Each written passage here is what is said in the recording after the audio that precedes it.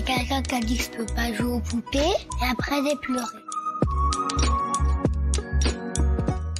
Bienvenue sur Papatriarcat, le podcast qui réfléchit la parentalité au XXIe siècle en essayant de l'affranchir du modèle patriarcal.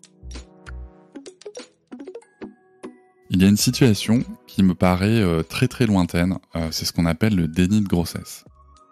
Je côtoie tellement de gens dont le désir d'enfant est voulu et recherché, parfois même prend du temps, et va demander tellement d'investissement personnel que ce fameux test de grossesse va être recherché à chaque cycle, va être vraiment attendu, cette bonne nouvelle va être si attendue que des récits comme ceux du déni de grossesse me paraissent très lointains. Et pourtant, ce sont des récits qui, je pense, sont importants parce que on décide pas toujours. Oui, les grossesses surprises, ça arrive. Oui, c'est pas toujours le bon moment. Et oui, le corps peut mettre en place des choses extraordinaires pour cacher cette vérité qui est pourtant à l'intérieur, mais dont l'esprit ne veut pas. C'est l'histoire un petit peu que va nous raconter Kathleen aujourd'hui. Kathleen qui est venue me contacter sur les réseaux sociaux pour me proposer de parler de son histoire. Kathleen n'est pas une personne que vous allez voir dans les médias avec beaucoup de followers sur les réseaux sociaux. Kathleen est une personne comme vous, comme moi, qui est dans une certaine situation, parfois précaire, parfois très précaire, et qui va nous raconter son histoire de comment est-ce que avec son compagnon, ils sont devenus parents assez jeunes, pourrait-on dire, sans aucun jugement sur le sujet, mais juste par rapport à la moyenne d'âge aujourd'hui pour devenir parent qui tend à aller plutôt vers la trentaine. Donc vous allez voir, c'est assez jeune justement, dans des situations précaires, avec aussi certains problèmes dans sa vie, une vie qui est pas toujours rose et dont je pense que les récits manquent. Parfois dans nos contenus, dans nos podcasts et globalement dans les médias, sans être pointé du doigt comme étant des gens ont forcément un problème, etc. Il y a beaucoup d'amour. Dans le foyer de Kathleen, je suis allé enregistrer chez eux, avec eux. C'était vraiment un chouette moment et je la remercie, elle et son compagnon, pour leur récit, pour m'avoir accueilli et m'avoir permis ça, malgré un bébé qui était très très très curieux déjà du podcast et qui a tenu à manifester régulièrement qu'il était là. En tout cas, voilà, c'est une histoire qui moi m'a beaucoup touché. Et je vous la partage avec plaisir tout de suite. Et je laisse tout de suite place à notre échange. Merci beaucoup, Kathleen, pour ton histoire. Et je vous souhaite une bonne écoute. Salut Kathleen. Salut Cédric. Je suis ravi de te recevoir dans le podcast Papatriarcat. Tu vas nous parler de ton histoire, enfin de votre histoire. Alors, donc là, on est posé, on est avec toi, avec ton compagnon Marin et avec Nono qui a 5 mois. Donc Nono, il va peut-être faire du bruit, Nono. Voilà, il est avec nous, il est cool, il est en train de manger son pied. Et voilà, c'est comme font tous les bébés de 5 mois. Alors ce bébé, justement, apparemment, il y a une histoire derrière. Ouais. C'est un bébé que vous vouliez tous les deux avoir ? Alors, on voulait un bébé dans l'idée d'une vie future ensemble, mais Novan était une petite surprise, en fait, qui s'est faite, qu'on a découvert au bout de 5 mois. Donc, on l'a découvert à 5 mois de grossesse, en fait. Et de base, on pensait que Nono était une hernie. D'accord. Ben, voilà. Donc, en soi, Novan, on l'a voulu. Quand on a su qu'il était là, c'était vraiment... Il était là, on l'a voulu, on le veut toujours. Et c'est vraiment... Voilà, mais c'était vraiment une surprise et c'était pas quelque chose qu'on voulait forcément dans l'immédiat du fait de notre situation. De quoi ? C'est quoi votre âge ? Vous avez quel âge ? Moi, j'ai 24 ans. 24 ans. Mon compagnon a 21 ans. Et ce qui se passe, c'est que quand on a une Novan, moi déjà, j'ai pas de situation de travail. Mon copain non plus. On vivait chez mon père. On n'avait pas forcément de salaire fixe. Alors moi, je touche juste la hache. Donc c'était juste mon seul moyen de revenu. La hache, c'est l'allocation adulte handicapé, en fait. Parce que du coup, j'ai fait de l'anorexie pendant plusieurs années. Et ce qui fait que, voilà...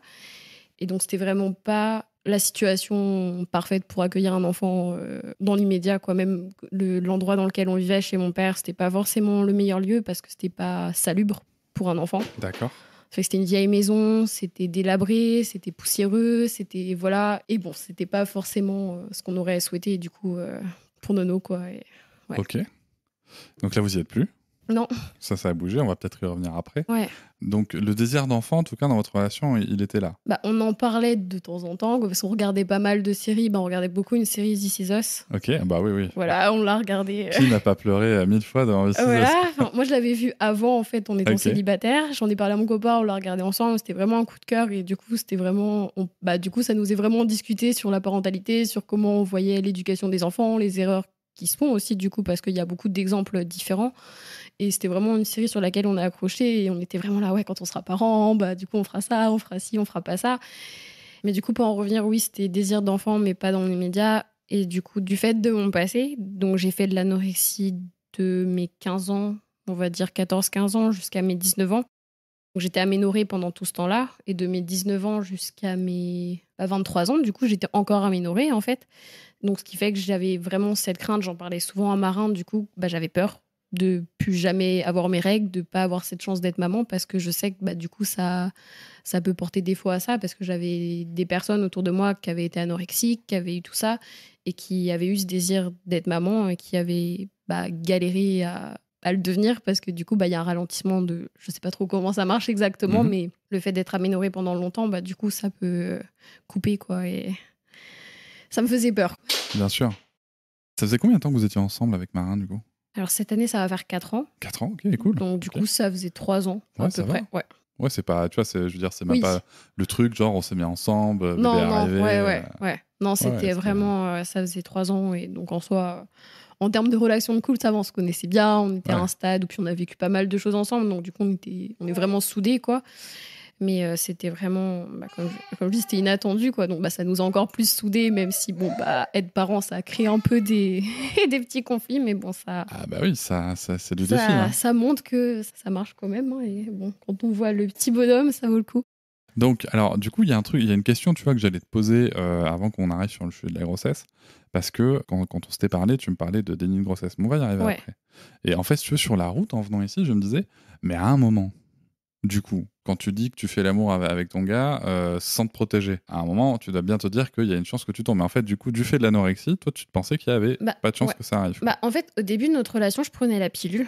Sauf que déjà, la pilule, faut y penser, faut tout ça. Donc, je la prenais, etc. Ça m'arrivait de l'oublier, mais je la prenais le lendemain.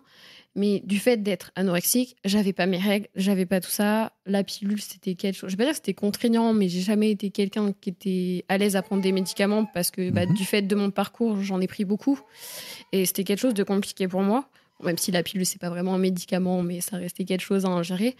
Et au bout d'un moment, j'en ai plus pris, sincèrement. Bon, c'est pas très responsable dans le principe parce que même si on est aménorrhée, je savais qu'il y avait quand même un risque. Mais c'est pas que j'y pensais pas, mais ça me paraissait tellement impossible en fait parce que ça faisait un petit moment qu'on le faisait sans forcément se protéger, ça arrivait pas et j'avais toujours pas de règles, j'avais toujours rien et je faisais de la boulimie aussi, donc ça faisait que des fois je prenais la pilule, je faisais de la boulimie vomitive, du coup ça partait, donc c'était un cercle vicieux un peu où c'était compliqué. J'avais cette petite conscience de me dire ça peut arriver, mais ça me paraissait tellement impossible en fait que c'était dans ma tête, j'allais jamais avoir d'enfant en fait, genre concrètement. Et la preuve, c'est que je pensais vraiment que j'avais une hernie.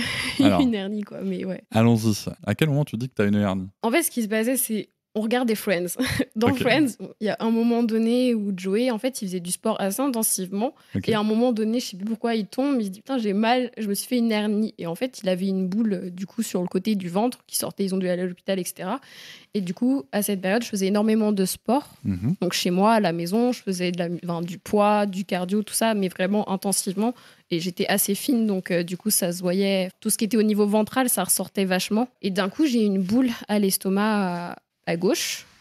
Et je me suis dit, tiens, j'ai dû trop forcer. En fait, ça me fait mal, je dois avoir une hernie. Mais j'avais juste une petite boule, en fait, qui s'était mise d'un coup. Et bon, je me suis dit, c'est pas grave, je vais juste arrêter le sport, je vais me poser et tant pis. C'était quelque chose que tu sentais à la palpation ou vraiment ça se voyait Ça se voyait. Je me souviens plus trop, ça se voyait un petit peu ou pas, mon hernie On va dire que ça se voyait, mais c'était très léger dans le sens où ça s'est développé au fur et à mesure, en fait. C'est seulement à partir vraiment du 4e mois de grossesse, du coup, qui n'était censé être une hernie, que ça se voyait vraiment un peu plus, quoi. Enfin, la boule était ressortie, mais on pensait vraiment que c'était dû en fait à un effort physique qu'elle avait fait et qui avait donc amplifié du coup son hernie. C'est surtout que je ne l'ai pas pris en charge directement parce que j'aime pas aller chez le médecin, j'aime pas les rendez-vous médicaux, j'aime pas tout ça. Et pour moi, tant que c'était juste physique et pas forcément très... Enfin, vu que c'était une hernie, pour moi, c'était pas très grave, sincèrement. Mais du coup, on a quand même pris un rendez-vous chez le médecin pour savoir ce que c'était. On l'a pris en octobre. Le 31 octobre, j'ai été chez le médecin. Tu t'es dit que tu avais une hernie à quelle date à peu près? Je sais plus. Attends. octobre, j'ai dû dire septembre peut-être. Et donc j'ai attendu un peu parce que pendant ce temps-là, c'était compliqué parce que j'étais pas forcément dans une phase bien. Comme je disais, je faisais de la boulimie. J'avais toujours ce truc de vouloir voyager aussi. Donc on a pris des petites vacances pour sortir, pour s'aérer. Donc l'hernie, ça passait vraiment de côté.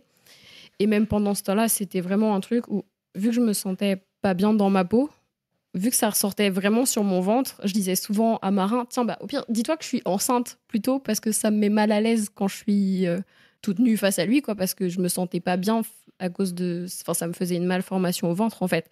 Et du coup, le truc qui me rassurait, je lui disais, dis-toi au pire que c'est comme si c'était un petit bidon de femme enceinte. Et je vais voir le médecin. Donc, on y va tous les deux.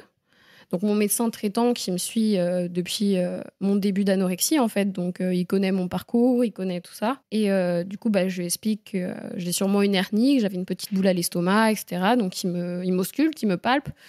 Et il me dit, oui, c'est une hernie, en fait. Donc, c'est pas grave, c'est qu'esthétique. Donc, si ça te gêne pas visuellement, c'est pas pressé. Donc, moi, quand on me dit que c'est pas pressé un truc médical, je me presse pas. Bien sûr. Concrètement. Donc, entre-temps, donc, de octobre à décembre, du coup, concrètement, parce que j'avais un rendez-vous d'échographie. Enfin, d'échographie de radio, quoi, pour vérifier l'hernie, si c'était grave, si c'était pas grave. On a fait un petit voyage, on a été à Vitré, tout ça. On a pris du temps pour nous, donc sans se presser. J'avais toujours ce petit ventre de femme enceinte. Et souvent, la nuit, ça faisait des petits gargouillis. Et du coup, on a pris rendez-vous à la radio en décembre, le 16 décembre. Donc on arrive et donc on patiente, etc. Je vais dans la salle. Donc ce qui se passe, c'est que je suis allongée. Mon copain, il est juste à côté de moi. En fait, lui, il voit l'écran de la radio, pas moi. Et il y a une dame qui me fait le ventre, quoi, pour l'hernie. Du coup, elle commence, etc. C'était une radio ou une écho ? C'était une radio. Enfin, une radio, du coup, c'était pas vraiment une échographie, c'était une radio. Du coup, elle me demande pourquoi je suis là. Je lui explique que j'ai une hernie, que ça fait un petit moment que ça traîne et que faut vérifier si tout va bien. Donc, elle me met le truc, elle me passe, je sais pas comment ça s'appelle, pour voir ce qu'il y a à l'intérieur de mon ventre. Donc, mon copain voit l'écran, pas moi. Et elle me dit, mais vous êtes sûr que vous êtes là pour une hernie ? Je fais, oui. Elle me fait, vous êtes sûr ? Je fais oui. Alors, je ne sais plus exactement comment ça s'est passé parce que sincèrement, mon cerveau à ce moment-là, ça fait comme les ordis quand ça plante et j'ai plus rien compris. Et elle m'a fait, oui, mais vous êtes enceinte en fait. Et j'ai fait, non, je suis là pour une hernie. J'ai dû le répéter au moins 3-4 fois parce que je ne comprenais pas. Et il y avait que mon copain en fait qui voyait que j'étais enceinte sur l'écran. Moi, je voyais rien. J'ai pas vu en quittant la radio l'enfant dans mon ventre. Et je me rappellerai toujours de cette phrase qu'elle a dit qui était c'est cool, ça me fera une histoire à raconter à mes copines. C'était génial. Je venais juste d'apprendre que j'allais être maman. En fait, concrètement, mon copain avait vu. Du coup, on s'est retrouvés dans la salle d'attente. On était là. Bon, qu'est-ce qu'on fait ? On était vraiment... moi, j'étais sous le choc encore. Je comprenais pas ce qui venait de m'arriver parce que c'était vraiment inattendu. Et mon copain, lui, on était vraiment calme. On avait gardé notre sang-froid, mais... Donc, ce qu'on a fait, c'est qu'on a directement pris après un rendez-vous avec un autre docteur, en l'occurrence. Un autre docteur que j'aimais beaucoup, qui, lui, m'a pris le soir même.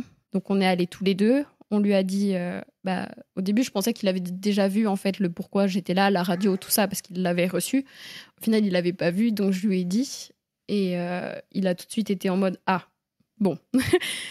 On était les trois sous le choc, en fait. Et c'était forcément... les premiers trucs qu'il m'a dit, c'était tout ce qui était un arrêt de grossesse, quoi. Enfin, un avortement, tout ça, accoucher sous X. A priori, il m'avait dit ça. Je m'en souviens pas, j'étais sous le choc. Il nous avait laissé vraiment le temps d'en discuter et du coup de prendre une décision. Après, il nous avait dit que c'était vraiment sur le qui-vive quand même, si on voulait réagir. Mais qu'il fallait quand même un temps pour digérer la nouvelle, pour voir... ce qu'on voudra envisager, quoi. Mais à ce moment-là, il vous donne pas de datation de la grossesse ? En fait, ce qui se passe, c'est que lui, il pouvait pas savoir. À la radio, ils l'ont pas su non plus. Donc, du coup, j'ai dû appeler en urgence le CHU de Rennes, du coup, pour avoir un rendez-vous immédiatement pour voir depuis quand j'étais enceinte, etc. Donc, on a eu le rendez-vous fin décembre, en urgence. Juste, c'était vraiment un truc rapide pour voir... depuis combien de temps on l'avait, si tout allait bien, à peu près les mensurations du coup de l'enfant. Et donc on a appris que ça faisait 5 mois que j'étais enceinte. Donc voilà, donc directement, même le jour du coup où j'ai appris que j'étais enceinte, directement le lendemain, le petit bidon. Ça c'était vraiment... Et ouais, donc ça faisait vraiment 5 mois que j'étais enceinte et que du coup j'ai laissé traîner quand même quelques mois entre le premier rendez-vous où j'avais une hernie et le rendez-vous où j'ai su que ça faisait 5 mois, quoi. Mais Quand tu dis le petit bidon, c'est-à-dire qu'à partir du moment où tu as su que tu étais enceinte, ton ventre s'est détendu? Directement le lendemain, ouais. Ah ouais? Bah, si je me souviens bien, à défaut d'avoir juste une petite boule au coin du ventre, j'avais vraiment le ventre en fait. Et c'était vraiment. C'était fou en fait, parce que moi je voyais rigolo, ça. Ouais, je voyais ça vraiment que dans les séries, dans les films où il y a le déni de grossesse, le petit bidon qui arrive après. Et là, de le voir comme ça, c'était. Waouh, enfin, vraiment. Enfin, moi, c'est. Voilà quoi, mais. Mais ouais. du coup, ton premier trimestre, en fait, t'as pas eu de nausée, t'as pas eu de. Ah, j'ai pas une. Non, j'ai rien eu du tout. Ouais, t'avais juste Ouais. une petite boule au ventre. Juste une petite boule au ventre, quoi. Et ça te faisait pas mal, ouais. Non. Bah, ça me faisait mal si je faisais du sport, par contre. Mais du coup, j'ai arrêté D'accord. d'en faire parce que c'était contraignant et je voulais pas non plus aggraver la situation. Mais concrètement, non, à part esthétiquement parlant, rien du tout, quoi. C'est... Et donc là, comment tu te sens quand t'apprends ça? Alors, je sais plus exactement dans quel ordre ça s'est passé, mais dans ma tête, si je me souviens bien, c'était vraiment... Alors, je sais que quand le docteur m'a parlé d'avortement, tout ça, je crois que j'ai pleuré. Enfin, en tout cas, j'étais vraiment pas bien parce que ça m'a fait mal, en fait, parce que... Nono, c'était vraiment... en fait, mon copain, je l'aime. Enfin, notre relation, c'était vraiment... Voilà. Et je me voyais pas, en fait, me dire que ce petit être qui était de nous deux, en fait, l'enlever... Enfin, je vais pleurer, je suis très sensible. Mais c'était vraiment pas envisageable. Et je me disais, ouais, mais je peux pas contraindre mon compagnon. Enfin, on est deux à prendre cette décision. Donc, moi, je voulais le garder, en fait, même si ça me faisait très peur, parce que ça reste quand même un petit être vivant qu'on doit s'occuper. Il y a beaucoup de charges derrière, etc. Et comme je disais, notre situation n'était pas forcément la mieux pour lui. J'étais heureuse, mais j'avais peur, en fait. Qu'est-ce qui te faisait peur?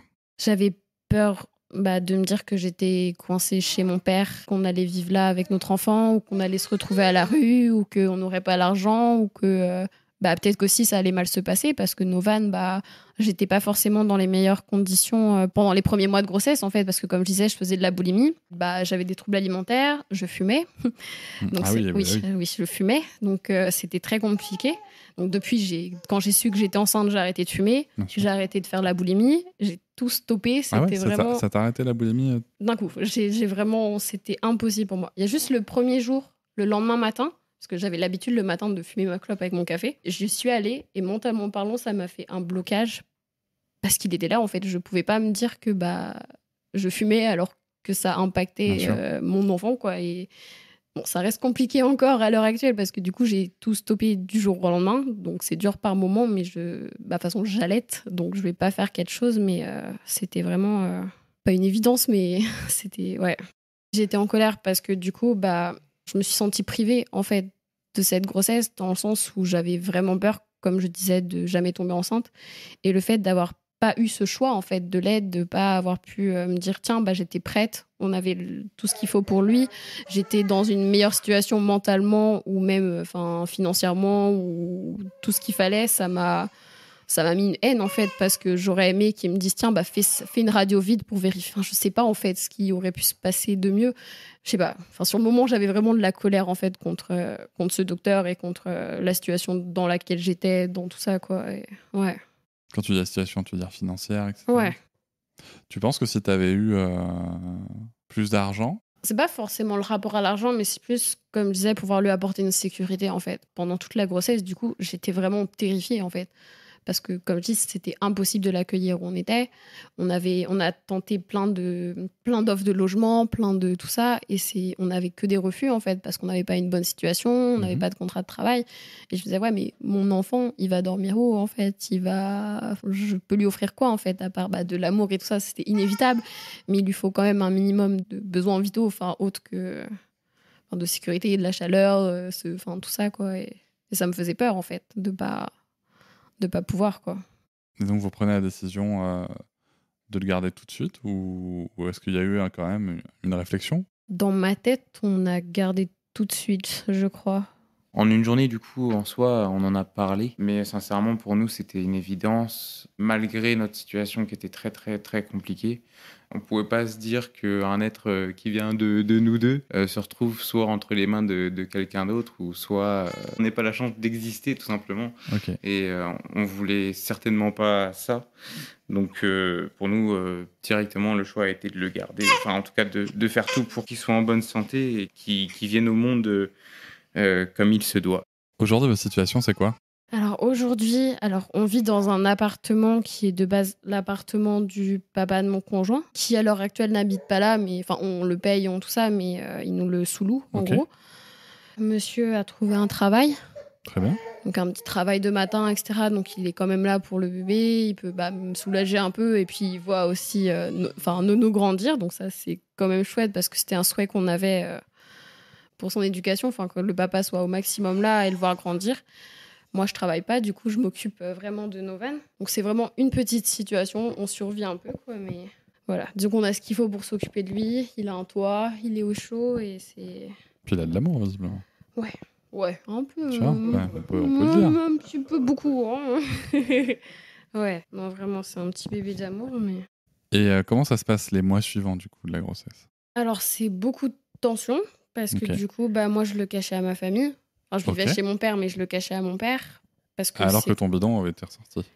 Oui, mais je m'habillais large. Donc mon père n'est pas quelqu'un qui fait très attention aux détails concrètement. Et il travaille. Enfin, nous, on était... En fait, c'est une maison à 3 étages. On était vraiment tout en haut. Donc, on restait souvent dans la chambre tout en haut. Ou quand on sortait, mon père travaillait. Donc, on pouvait sortir sans forcément qu'il nous voie. Ou sinon, je m'habillais en large concrètement. Mais je voulais pas lui dire. Parce que le problème, c'est que si je le dis à mon père... ça va être dit à ma grand-mère. Si c'est dit à ma grand-mère, c'est dit à ma tante. Et mes relations familiales ne sont pas forcément très bonnes. Quand on se baladait dans notre ville, du coup, dans notre commune, je me cachais parce que y a sa famille aussi. Moi, tout le monde me connaît à Montfort parce que ma famille est connue tout simplement. Enfin, il y a des grands-mères qui vont dire « Oh tiens, Kathleen, elle est enceinte. » Il y a des gens qui l'ont dit comme ça. Enfin, je connaissais même pas ces personnes, quoi. Et la mère de mon conjoint aussi, c'est ma belle-mère. Du coup, c'est un peu compliqué aussi. Donc, c'était vraiment une grossesse cachée, en fait, du début à la fin. En fait, c'était une petite grossesse cachée. Et donc, c'était compliqué. Et puis, comme j'ai dit, c'était beaucoup de stress parce qu'on s'est vraiment mis un petit coup de pied aux fesses pour trouver un logement au plus vite, pour essayer de partir. C'était compliqué jusqu'à la fin. On était en stress, on ne savait pas. Et puis, il y avait tous les rendez-vous à prendre, les rendez-vous d'échographie, les rendez-vous sage-femme aussi pour avoir un suivi, pour savoir comment ça se passait un accouchement, comment se passait tout ça, quoi. Et c'était pas reposant, en fait. Et j'ai vraiment... Déjà, de base, je suis d'une nature angoissée et stressée. Donc là, de me dire qu'il y a un petit être qui dépend de moi, de nous, en fait, c'était pas évident parce que il y avait beaucoup de choses à gérer, pas en 9 mois mais en 4, quoi. Donc c'était très rapide, très stressant et pas évident mentalement parce que les histoires familiales ça arrangeait pas grand chose. Moi mon état ça arrangeait pas grand chose et c'était pas évident, beaucoup de stress. J'étais une maman enceinte très stressée donc et ça me mettait mal parce que je me disais que ça allait impacter mon enfant en fait. Ah oui, tu crois? Je savais pas, mais c'était ce que je voyais. Alors je me disais, si je stresse trop, si je pleure trop, j'avais peur de trop l'impacter en fait. Bon, a priori ça va, mais j'avais un peu peur de tout ça, quoi, parce que c'était vraiment pas évident. J'ai beaucoup pleuré, j'ai beaucoup été mal, donc. Et l'accouchement, alors comment ça se passe? Parce que si personne n'est au courant, Alors, mon père l'a su à un moment donné, parce qu'on n'a pas de voiture, donc fallait quelqu'un. Au début, on allait en train à Rennes, sauf que au bout d'un moment, fallait me traîner, c'était compliqué. Donc mon père, il nous emmenait pour les derniers rendez-vous médicaux. À combien de mois il a su que tu étais enceinte, du coup? Oula, j'ai accouché en avril, il a dû savoir en février, peut-être janvier, février, 7e, 8e, quelques temps juste avant pour les derniers rendez-vous. Et du coup, il l'a su. Donc, pour l'accouchement, ensemble, on a fait tout, tous les deux, concrètement. Les rendez-vous, on les a pris tous les deux. On a pris rendez-vous aussi avec le CEDAS de Montfort pour avoir des informations. On a vraiment fait... On s'est débrouillé, quoi, concrètement, parce que familialement parlant, on n'avait pas grand monde. Il y avait juste une amie à moi qui habitait à Montfort aussi, du coup, qui m'aidait un petit peu, qui est une maman aussi, quoi. Mais... En même temps, si tu veux, familialement parlant, il n'y a pas grand monde. De notre côté, on leur dit pas. Oui. Oui, mais je pouvais pas leur dire concrètement. C'est ça le truc aussi, c'est qu'il y a des tensions, ok, tu vois, il n'y a pas de débat. Mais de notre côté, si tu veux, ils peuvent pas être oui, ils peuvent pas savoir. Non mais oui, mais tu vois, je l'ai dit à mon père. Le premier truc qu'il a fait... Je lui avais écrit un message, en fait. Je lui ai écrit une petite lettre parce que je ne me voyais pas lui dire en face. Concrètement, on ne se parle pas beaucoup. Vous parlez pas beaucoup, mais vous habitez chez lui. Oui, mais les relations avec mon père sont tendues depuis X temps parce que ma mère et parce que longue histoire familiale. Donc, je lui ai écrit un message en lui disant, je suis enceinte. D'accord. Et une lettre, tu veux dire? Ouais, une Ok. petite lettre un peu en mode de petite annonce, voilà, mignonne. J'ai pas eu de retour, en fait, concrètement. Je sais même plus comment il a réagi. Mais je sais je crois qu'il en a parlé à Marin, d'abord, D'accord. de ça. Si je me souviens bien, parce que j'évitais beaucoup mon père, en fait. Je détestais le croiser dans la maison, c'était une angoisse pour moi, en fait. Donc, au plus, je l'évitais, au mieux c'était. Donc, c'était souvent Marin pour me soulager, en fait. C'était déjà une angoisse avant que tu sois enceinte? Ouais, Ok, ouais, ok. depuis très longtemps, enfin, depuis un petit moment. Et du coup, c'était souvent Marin qui se confrontait, parce que du coup, bah, c'était une relation assez neutre, en fait. Mhm.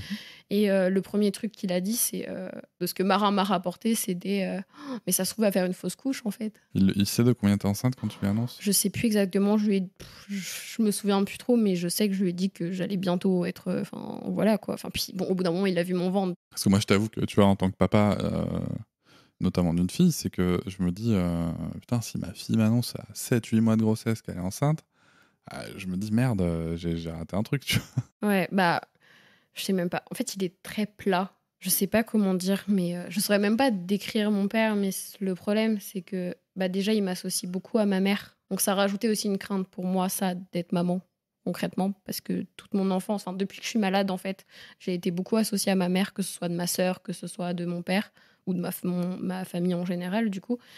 Et mon père, de ce fait, le premier truc qu'il a dit, forcément, bah, ça se trouve, elle fera une fausse couche, elle pourra peut-être pas allaiter.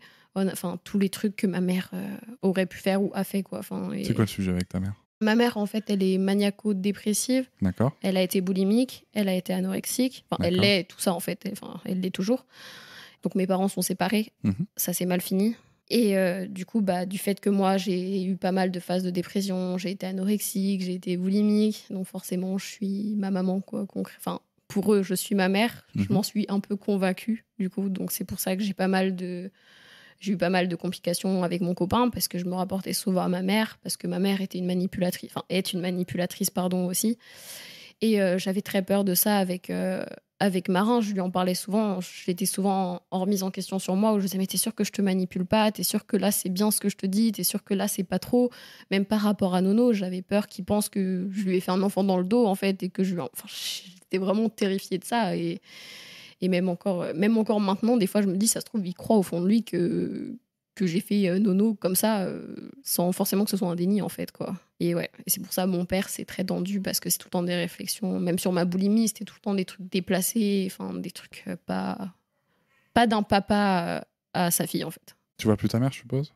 Si, ce qui s'est passé, c'est que j'ai été hospitalisée très longtemps. J'ai eu une grosse coupure, peut-être un an et demi, parce que j'avais vraiment une relation toxique avec elle, en fait, qui s'était créée. Bah, en fait, quand j'ai été anorexique, elle l'était aussi, du coup, enfin, elle l'a toujours été. Donc, déjà, il y a eu pas mal d'embrouilles entre nous. Puis après, j'ai eu un peu ce rôle de maman envers elle, où je prenais beaucoup soin d'elle, je la défendais tout le temps. Quand elle faisait des crises de boulimie, je nettoyais derrière elle. Enfin, je passais mon temps, en fait, à m'occuper d'elle, mais ça devenait vraiment quelque chose où je m'enfermais, en fait, dans ça. Et c'était vraiment rendu mauvais, parce que j'arrivais pas à me sauver moi-même enfin, je faisais que aider ma mère.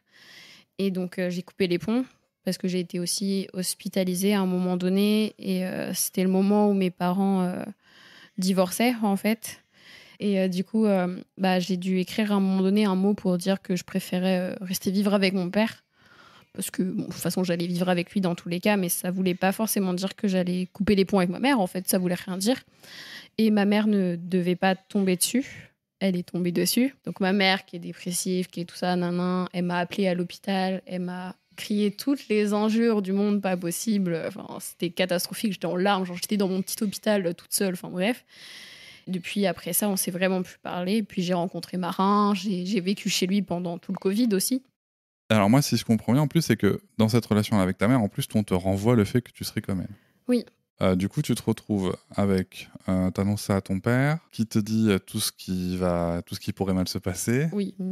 Ta mère, du coup, qui est encore pas présente là, où tu lui annonces aussi? Je lui ai annoncé, je crois que c'est la première personne à qui j'ai annoncé, parce que j'avais envie quand même de le dire à quelqu'un. J'avais quand même envie d'avoir quelqu'un qui soit là au cas où.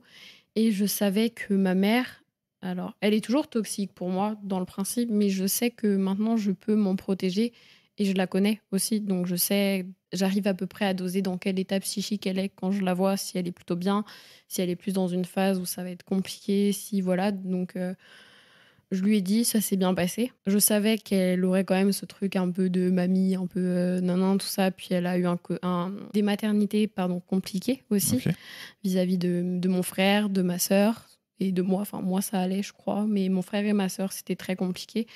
Donc j'avais un peu peur de lui dire, mais ça s'est bien fait. Elle a pas mal réagi, elle était contente. Donc voilà. Elle était contente. Ouais. Et vous avez fait quoi, vous avez pu en parler? Tu l'as dit que jusqu'à tes 5 mois, tu l'as raconté tout ça? Je lui ai dit que j'avais... En fait, je l'avais déjà croisée et je lui avais dit que je faisais une hernie, que je devais bientôt faire une radio. Donc elle était là, fais attention, voilà. Et donc, quelques temps après, pareil, je lui ai fait une petite carte et je lui ai donné dans la voiture en mode, tiens, regarde, une petite surprise. Et elle était, oh, c'est vrai et tout, mais tu sais, je m'en doutais un peu, le truc de l'hernie, bon. Donc voilà, elle le savait. Bon, tant mieux, c'était plus simple à annoncer. Donc elle est toute gaga, quoi, un peu mamie, qui se révélait dans l'âme. Puis je suis un peu... bon, c'est encore des trucs, mais je suis un peu sa petite fille, en gros. Je vais pas dire que je suis sa seule enfant, parce qu'il y a mon frère et ma sœur. Mais il y a ce truc entre nous où je suis un peu sa seule fille, en fait. C'est vraiment très compliqué, ma famille. Et du coup, le fait que je sois maman, enfin, ma sœur aussi est maman, du coup. Elle n'a pas ce côté-là avec ma sœur, de grand-mère, de tout ça. Et donc, je pense qu'elle le recherche avec moi et Nono, du coup. Et bon, moi, je sais que je mets mes limites. Enfin, avec Mara, on a vraiment ce qu'on veut pas pour nos vannes. Enfin, pour nos vannes, du coup, au niveau photo, au niveau prise dans les bras, au niveau tout ça. Donc là-dessus, on est clair et il n'y a pas de préférence entre telle ou telle personne, en fait. C'est vraiment pour tout le monde. Donc, elle l'accepte pour l'instant. Mais donc ça se passe bien, quoi. Mais je veux juste pas qu'elle s'impose trop dans tout ce petit truc familial, parce que je m'en protège encore et je veux protéger Nono de tout ça aussi, quoi. Mais ouais. Et du coup, t'as peur d'être comme ta mère? Parce que t'avais l'air de, tu vois, quand tu me disais, je dis à Marin, est-ce que je te manipule pas et tout, vis-à-vis de Nono, t'as peur d'être comme ta mère? Un petit peu. Enfin, j'ai toujours peur d'être violente comme elle, en fait. D'accord. Elle n'a pas été violente avec moi, mais je sais qu'elle a été violente avec mon frère. Elle n'a pas été violente physiquement avec toi? Enfin, pas concrètement, on va dire. Elle a pu l'être, elle aurait pu l'être. D'accord. Elle l'a pas fait. Ok. Mais c'était quelqu'un, comme je dis, elle n'était pas stable. Donc, elle pouvait avoir des excès de violence, des excès de colère, de tout ça. Et je sais que moi, par moment, j'en ai. En tout cas, j'en ai eu vraiment par le passé. Et je suis quelqu'un qui, quand je me mets en colère, quand je suis pas bien, quand j'ai pas confiance, j'ai plus tendance à me faire du mal à moi, en fait, concrètement. Et c'est vraiment un truc que j'avais peur pour Nono. Mais je vois, en tout cas, à l'heure d'aujourd'hui, que j'arrive pas. Heureusement que j'y arrive pas, mais je le ferai pas. Et ça, je m'en rends compte. Pour Nono, je suis quelqu'un qui est pas patiente. Donc, c'est très dur quand tu deviens maman. Donc ça, j'y travaille, j'essaye vraiment. Il y a des jours où c'est plus simple parce que il y a des fois, il y a la fatigue qui l'emporte, tout ça. Mais j'ai plus cette crainte d'être comme ma mère. Je dirais plus que j'ai peur pour Marin, en tant que femme, en tant que conjointe, quoi, d'être manipulatrice ou je sais pas. Comme je disais, j'ai pu lui en parler de ça. Mais ça va mieux. D'accord. Parce que je pense que le fait de vraiment être nous trois, de plus avoir tous ces trucs familiaux, de plus avoir cet impact en fait aussi lourd, ça m'a un peu détachée en fait de ce qu'on pouvait penser de moi. Parce que du coup, j'ai que la vie de Marin, j'ai que mon regard de moi qui me connaît. Donc je sais ce que je suis, je sais ce qui va pas, je sais ce que je dois travailler. Et lui, il me connaît aussi, donc il sait ce qui va pas, il sait ce qui est compliqué. Et c'est beaucoup plus rassurant, je pense, d'avoir un avis de quelqu'un de positif envers nous et sans jugement, plutôt que des avis extérieurs qui vont juste me considérer comme quelqu'un ou m'identifier à quelqu'un que je suis pas, en fait, tout simplement, quoi. Je suis pas ma mère, j'ai des similitudes, on va dire, maladives avec elle. En tout cas, j'ai pas envie d'être elle, et ça, c'est vraiment quelque chose que je vais peut-être me battre toute ma vie pour pas être comme elle, je sais pas. C'est possible. Mais c'est quelque chose que je refuse d'être, en fait. Te battre toute ta vie, peut-être pas, mais en tout cas, avec la croissance de Nono, tu verras qu'il y a peut-être des moments qui seront plus challengeants que d'autres. Ouais. On va plutôt dire ça comme ça. Ouais. Donc ça, c'est important. Et par rapport à ce début de grossesse où tu savais pas, où tu étais dans le déni, et en même temps, tu pensais que tu avais une hernie, au moment de l'accouchement, quand tu tiens Nono la première fois contre toi, qu'est-ce que tu ressens? Qu'est-ce que tu ressens? Alors, ça a été compliqué parce que quand Nono il est sorti, alors ça s'est fait très vite l'accouchement. Ah ouais? Mais en fait, Combien de temps? 15-20 minutes. Enfin, il est sorti en 15-20 minutes. Hein, il y a eu un long-temps avant. Oui, non. Attends, meuf, c'est ton premier bébé, tu nous fais un truc en 15-20 minutes. Il est sorti rapidement, mais il est resté un peu bloqué, en fait, à la sortie. Il y a eu un petit moment de blocage, ce qui fait que, si je ne me trompe pas, le cordon, il était resté autour de son cou un petit peu trop longtemps. Donc, j'ai pas eu directement Nono, en fait. Je l'ai eu un petit peu, mais ils l'ont tout de suite pris pour s'occuper de lui, en fait. Donc ça, je sais que c'est un truc qui me déchire le cœur encore un peu aujourd'hui, parce que déjà, la grossesse, je l'ai vue d'un coup. Nono, je l'ai pas vue directement avec moi. Puis j'étais très inquiète, du coup, parce que monsieur était avec Nono, il l'avait accompagné pour pas qu'il reste seul. Moi, j'étais là j'étais en train de... Comment dire, on s'occupait de moi après l'accouchement, quoi. Donc, j'étais un peu dans un entre-deux de est-ce que Nono va bien ? Est-ce qu'il respire ? Est-ce que voilà ? Mais quand Nono était là, sincèrement, c'était incroyable. Même quand je l'ai vu sortir, parce que je me rendais pas compte, en fait, que j'avais vraiment un être humain qui était là, genre ça bouge. J'ai un alien qui est là-dedans, je ne comprends pas. Donc quand je l'ai vu, j'étais waouh, il y avait vraiment ça en fait dans mon ventre. Puis il est sorti, il était tout, enfin c'était pas un bébé tout fripé, tout pouch, c'était vraiment un bébé tout frais. Et j'étais waouh, il est immense en fait, genre ça me paraissait incroyable en fait. Et ouais, je pense que c'est vraiment un truc qui va marquer toute ma vie quoi. Mais même quand je l'ai revu après, les premiers moments à la maternité et tout ça, c'était incroyable, quoi. C'était vraiment... Même aux échographies de fin de grossesse et tout, tu te rendais pas compte qu'il y avait un bébé J'avais beaucoup de mal. Ah ouais. Même quand Novan, il arrivait à la maison, là, le premier, deuxième, troisième mois, tous les soirs, quand on allait se coucher, je disais à Marin, mais on a un bébé qui est à côté de nous, là. Il y a vraiment un enfant qui est là. J'ai vraiment eu du mal à réaliser qu'il y avait vraiment un enfant avec nous, en fait. Quand tu l'allaites, Quand je l'allaite, si, je comprends, mais c'est vraiment dès que je suis plus avec lui, dès que... Enfin, je sais pas, il y a des petits moments... C'est dur pour moi de réaliser que vraiment, je suis maman, qu'on est parents, qui va grandir, qui va parler, qui va marcher, qui va avoir des cheveux, que tout ça, c'est vraiment compliqué. Et même pendant toutes les échographies, tout ça, je pense qu'il y avait tellement de trucs autour de nous qui se passaient que c'était très dur de se concentrer sur il y a un petit être qui est là, quoi. Oui, mais ça après, tu vois, ça c'est quelque chose qu'on retrouve, c'est vrai, chez pas mal de gens quand même, le fait de... Parce qu'en fait, moi je trouve, tu vois, qu'il y a quelque chose de très particulier quand tu deviens parent la première fois, c'est que tout change et rien ne change. Ouais. Tu vois, c'est qu'à la fois, t'es dans ton pieu avec Marin et comme avant, sauf qu'en fait, c'est pas comme avant. Alors maintenant, aujourd'hui, là, comment tu te sens vis-à-vis de ça là, donc la Nono a 5 mois, tu passes beaucoup de temps avec lui. C'est pas facile tous les jours. Non, c'est vraiment pas facile parce que de base, je suis quelqu'un d'assez hyper actif. Enfin, j'aime être active dans mon quotidien, j'aime bouger, je suis quelqu'un qui est très speed dans tout ce que je fais, qui voilà. Donc là, tout de suite, je le suis plus trop. Donc ça a été très compliqué pour moi de changer tout ça. C'est aussi compliqué aussi de plus être autant égoïste, je dirais, parce que du fait de mon anorexie et tout ça, j'étais vraiment auto-centrée sur moi. Enfin, je pensais souvent à moi, sincèrement. Genre, même avec Marin, c'était souvent en fonction de moi qu'on faisait les choses, du coup. Et là, au final, je me retrouve à plus penser à moi, enfin, plus autant, de plus penser à mon enfant, de penser à nous trois, enfin, surtout à Nono, du coup, en l'occurrence. Et c'est vraiment quelque chose de nouveau qui change beaucoup et qui n'est pas facile, sincèrement. Ouais, c'est vraiment quelque chose qui me demande beaucoup, surtout sur la patience, sur l'énervement aussi, sur les nerfs, parce qu'il y a eu beaucoup de moments où ça me mettait à cran parce que j'avais beaucoup de fatigue, je dormais pas de la nuit parce que je l'allaite, donc la nuit je dors pas forcément parce que il se réveille beaucoup. En ce moment c'est compliqué et quand je vais pas bien, c'est comme je disais, c'est dur pour moi de tenir parce que j'ai vraiment tendance à vouloir me faire du mal malheureusement, donc ce qui fait que heureusement que Marin est là parce que s'il y avait pas de relais, je sais pas, et c'est ça qui me fait peur.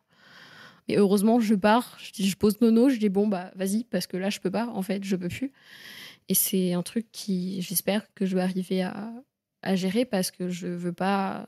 Déjà, je veux pas que ça l'impacte lui, en fait. Je veux pas qu'il ait ça comme exemple de moyen de calme, en fait. Parce que moi, ça me calme de m'énerver contre moi, mais je pense pas que ce soit la meilleure des façons de gérer. Enfin, pour moi, en tout cas, ça me fait du mal de le faire. Donc, c'est pas forcément... Pour moi, en tout cas, c'est pas quelque chose de bon concrètement, même si j'ai pas trouvé d'autres moyens pour l'instant de me calmer et d'évacuer toute cette colère que je pouvais avoir. Même si c'est pas de la colère envers Nono, mais plus sur le fait de pas savoir comment l'apaiser quand il pleure, quand tout ça. Mais je veux vraiment pas qu'il me voit comme ça, parce que j'aime pas ce côté de moi où je suis une furie, où je peux crier, où je peux pleurer. Et c'est ça qui me fait peur en tant que maman, sincèrement. Tout le reste, ça va au pire, mais ça, c'est vraiment un côté qui me terrifie, quoi, pour Nono, quoi. Cette colère qui est dirigée contre toi, du coup. Ouais. T'as peur qu'il te voit péter un câble contre toi-même. Sincèrement. Ou qu'il pense que c'est à cause de lui, ou qu'il pense que... Enfin, je sais pas. Enfin, c'est pas concret, mais juste... Alors, si ça peut t'aider, ou te rassurer peut-être, ou pas, mais tu vois, que ce soit moi, ma compagne, ou les centaines de personnes avec qui j'ai eu l'occasion de discuter, le fait d'être en colère contre soi parce qu'on a l'impression d'être nul, parce qu'on n'arrive pas à calmer des pleurs de bébé, c'est extrêmement, extrêmement répandu. Oui, tu vois. Non, mais ce que je veux dire, c'est que c'est pas forcément propre à toi, c'est aussi dû propre au fait que on découvre des choses. Et puis en plus, ce qu'il y a, je trouve, de très frustrant, c'est que ce qui va marcher une semaine ne va pas marcher la semaine d'après. C'est ça, ouais. Et en fait, c'est ça qui est très dur, c'est que c'est très déstabilisant, tu vois. Ouais. D'être jeune parent, jeune maman, jeune papa. C'est quelque chose qu'il faut garder à l'esprit, ça, je pense. Alors, je sais pas s'il y en a dans le coin, mais il me semble toujours important de rappeler que pour ces moments-là, il y a des LAEP qui existent, des lieux d'accueil enfants-parents.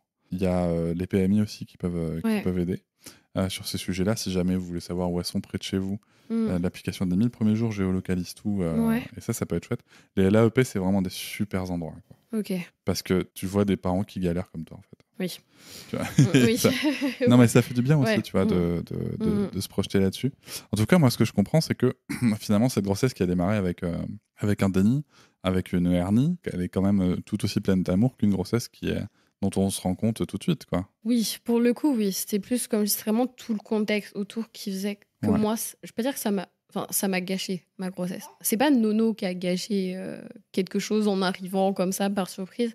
C'est beaucoup plus tout le contexte autour qui, moi, je me suis sentie... Je vais pas dire qu'on m'a volé ce moment, mais j'ai eu l'impression ça reste quand même un moment important. Et à l'heure actuelle, je me vois pas avoir d'autres enfants. Donc je me dis, ça se trouve, ce sera le dernier, le seul et l'unique. Ça me rend triste aussi de me dire que ma grossesse, je l'ai pas vue passer, et en plus elle s'est mal passée concrètement pour tout ce qu'il y a pu avoir autour, quoi.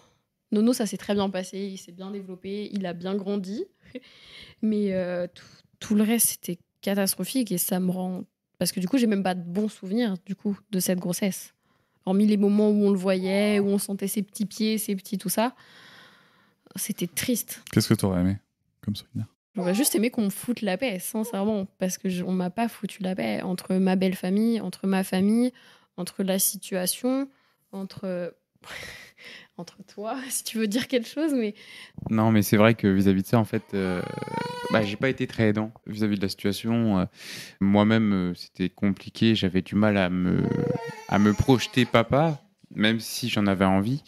Le souci était que en fait, je manquais cruellement de projection en tant que papa. En fait, tout simplement, j'avais vraiment du mal à me dire que j'allais être papa, que j'allais devoir m'occuper d'un petit bout de chou et lui apprendre des choses. Et en fait, à ce moment-là, j'étais à un moment de ma vie où ça allait pas non plus, parce que j'ai toujours été quelqu'un de très perdu, qui savait pas où aller, qui savait pas où se mettre. Et quand on a appris qu'on allait avoir Novan, j'étais pas du tout prêt à ce moment-là, parce que j'avais aucune situation, j'avais pas, forcément développé toutes les choses qui pouvaient m'intéresser, ou en tout cas que j'avais même pas du tout développé tout ça, en fait, que ce soit des choses que j'ai envie d'apprendre à Novan, ou voilà, même si bien sûr, comme dit madame, j'ai plein de choses à apprendre à Novan. Mais pour moi, j'étais pas prêt, en fait. J'étais déçu de pas avoir eu plus de temps pour pouvoir grandir, pour pouvoir évoluer, pour lui apporter justement tout ce que j'aurais potentiellement aimé lui apporter, en fait.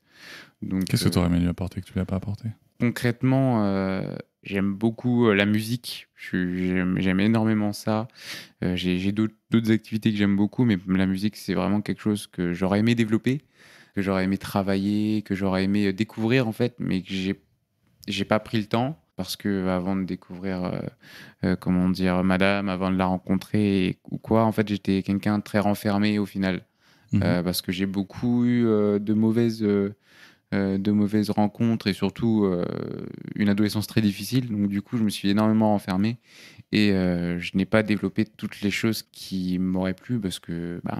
Qu'est-ce qui t'empêche de transmettre la musique à Novan? Concrètement, en fait, rien, mais j'aurais aimé, comment dire, je sais pas, savoir jouer du piano et lui montrer comment jouer du piano ou être au point sur mon chant et pouvoir pour enregistrer même avant qu'il soit là ou même pour sa naissance, enregistrer une musique, un son. Et malheureusement, j'ai pas eu, j'ai pas eu cette possibilité, quoi. Mais non, il y a plein de choses qui C'est quoi ton job de papa? Mon job de papa. Si tu devais résumer vraiment l'essentiel du rôle d'un père. Pour moi, en fait, c'est juste, j'ai du mal encore à me dire qu'il y a une différence entre papa et maman. Ou alors, est-ce qu'il y a une différence? Ton rôle de parent, si tu veux, c'est pas un problème. Rôle de parent, ouais. En tant que parent, c'est lui apporter un maximum d'amour, lui faire prendre conscience, ou en tout cas pas lui faire prendre conscience, mais lui montrer le monde en général et lui apporter, comment dire, au mieux une sécurité, en fait, tout simplement. En tout cas, pour un bébé, après, voilà, j'ai du mal comme je te dis, j'ai du mal à me projeter encore comme madame un peu dans le futur. La seule chose qu'on a en droit d'attendre de toi et que lui-même, et la seule chose qu'il attend de toi, c'est qu'il sache que tu l'aimes quoi qu'il arrive. C'est tout. Ouais. Tous les trucs après, la musique et tout. Je dis pas que c'est pas du kiff et tout, mais tout ça, la seule chose ton seul job, c'est qu'il sache que tu l'aimes quoi qu'il arrive. Que tu l'aimes quand vous êtes joyeux, que tu l'aimes quand vous faites de la musique ensemble, que tu l'aimes quand vous en faites pas, que tu l'aimes si tu chantes, que tu l'aimes si tu chantes pas. Lui t'aimera tout le temps, de toute façon. Que tu l'aimes quand tu es énervé, que tu l'aimes quand tu n'es pas énervé. Tout le temps. C'est ton seul job. Est-ce que tu le fais aujourd'hui? Oui. Okay. En tout cas, tu fais le job. Ouais, je fais le job. Tu vois? Ouais, je fais le job. Ouais. Tu fais le job. Et c'est des choses qui sont, comme tu dis, c'est pas l'essentiel principal, mais oui, j'aurais juste aimé, j'aurais apprécié moi-même. Il a 5 mois, qu'est-ce qui l'empêche d'apprendre le piano avec toi? En même temps que toi. Oui, ouais. Tu vois? Ça peut être une... Oui, imagine, t'apprends à jouer du piano en même temps que ton père. Truc de fou. Tu vois? Non, mais c'est ça qui est... Non, mais oui, ouf, carrément. En fait, tu peux peut-être même lui proposer une expérience que personne n'a jamais vécue. Tu vois? T'apprends à jouer un instrument en même temps que ton parent. Ouais. Donc, tu vois, mais en tout cas, ton job à toi, c'est ça.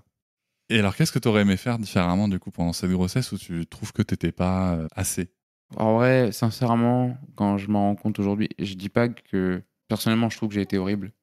Sincèrement, dans le sens où je l'ai pas du tout été, que ce soit pour les tâches, que ce soit pour l'aider aussi, parce que monter et descendre des escaliers toute la journée, c'est très fatigant. Moi, je suis pas quelqu'un qui sait forcément cuisiner, donc lui préparer des petits plats. Madame aussi, de base, est très indépendante dans ce qu'elle fait et dans ce qu'elle veut pour elle, parce que elle aime bien préparer son plat, elle aime pas... Enfin, voilà, c'est vraiment... Elle a des petits tocs, on peut dire ça. Mais qu'est-ce que tu aurais aimé faire alors? Parce que là, tu me dis tout ce que tu n'as pas fait. Ouais, okay. Qu'est-ce que tu aurais aimé faire? C'est vraiment être présent réellement pour elle. C'est quoi être présent réellement? C'est de ne pas m'enterrer dans mon trou et être là à stresser, mais stresser au pire avec elle, en fait. Donc, qu'est-ce que tu aurais aimé faire? Qu'est-ce que j'aurais aimé faire? Ouais, c'est ça, juste être plus là pour elle, en fait, à ce moment-là. Et ça se traduit comment dans les comportements? Je veux dire, si demain, imagine que demain, tu peux voyager dans le temps, tu peux aller voir Marin d'il y a 1 an, tu vois, et lui dire, écoute, là, Kathleen, elle va être enceinte, il faut que tu fasses ça, ça, ça. C'est ça, c'est quoi? Sans truc abstrait, c'est quoi concrètement que tu te dis? Il y a tellement de choses. Mais choisis-en 3, on s'en fout. Il y a beaucoup trop de choses. C'est quoi? C'est donc faire à manger? C'est faire à manger. Même si elle te dit si elle te dit qu'elle veut le faire, c'est faire à bouffer? Faire à manger, ranger la chambre. Parce qu'on n'avait qu'un seul espace de vie et je le faisais jamais. Et la troisième chose, c'est vraiment être là pour elle. Mais vraiment juste tout le temps à côté d'elle, en fait. Ne pas la lâcher. Même si au pire, des fois, elle a besoin de temps pour elle. Ouais. Vraiment, à chaque moment où elle a besoin que je sois là, quoi, parce que c'était pas le cas. J'étais souvent là, mais pour moi, j'étais trop à essayer de fuir, en fait, la situation.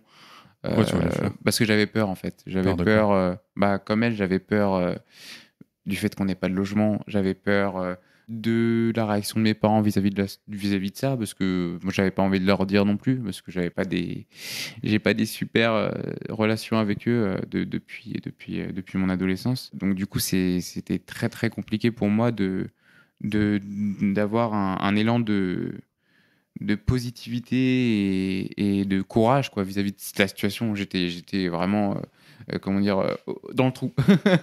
J'étais pas au fond du trou, mais j'étais dans le trou, quoi.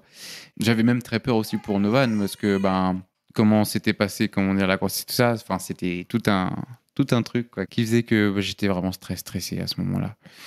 Donc, j'aurais juste aimé mettre mon stress de côté et vraiment être 100% là pour elle, parce que c'était vraiment pas facile du tout pour elle.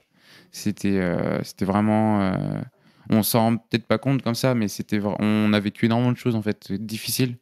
Et c'était un des moments les plus difficiles, je pense, de notre vie.